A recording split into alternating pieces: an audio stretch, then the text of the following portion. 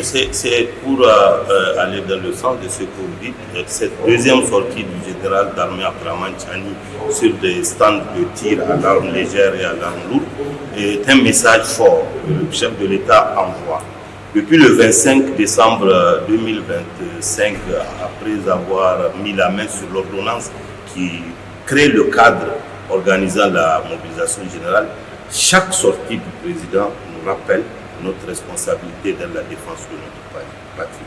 Le chef de l'État est un militaire. Ce qu'il sait faire, c'est manier les armes. Et à 2 reprises, il est sorti montrer que lui se prépare. Donc tous les Nigériens doivent comprendre ce message et également se mettre en ordre de bataille. Chacun dans ce qu'il sait faire le plus. On n'a pas dit à chacun d'aller sur les stands de tir, non. C'est un message pour dire que si vous êtes dans votre quartier, si vous êtes un cultivateur, un éleveur, que vous êtes commerçant, transporteur, vous devez vous préparer à passer d'un état de paix à un état de guerre. Et ce sera le sens de la mobilisation générale. C'est ce qu'on demande à tous les citoyens. Ça veut dire concrètement qu'il faut qu'on soit prêt. La réquisition, c'est de ça qu'a parlé. On a vu que la réquisition peut porter à la fois sur les humains, mais aussi sur leurs moyens.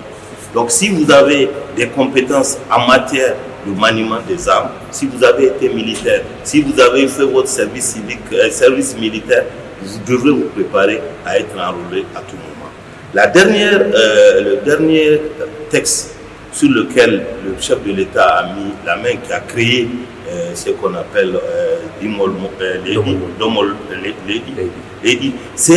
ça participe également à la mise en œuvre de cette ordonnance, parce que ça crée des unités sous la responsabilité des forces armées nigériennes, une organisation plus proche des populations et qui fait de l'autodéfense, c'est-à-dire qui ne remplace pas l'armée, mais qui participe à la protection de nos villages, de nos communes, de nos départements, etc.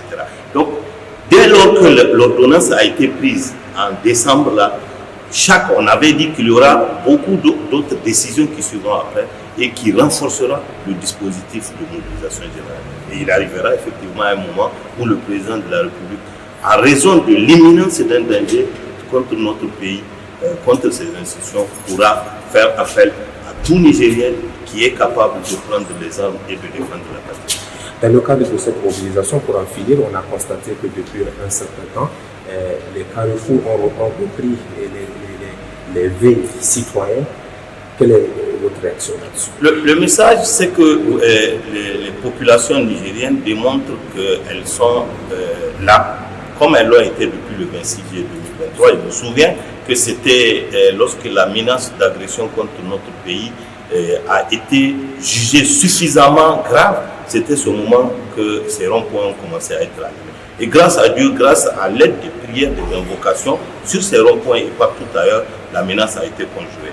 Donc aujourd'hui encore, après la résolution signée par le Parlement européen, nous avons, en tant que responsables, acteurs de la société civile, estimé que les mêmes menaces sont en train de se profiler à l'horizon dans notre pays. C'est pourquoi nous avons demandé à réactiver cette veille citoyenne. Que les gens s'en habituent, il arrivera des moments où nous allons arrêter ces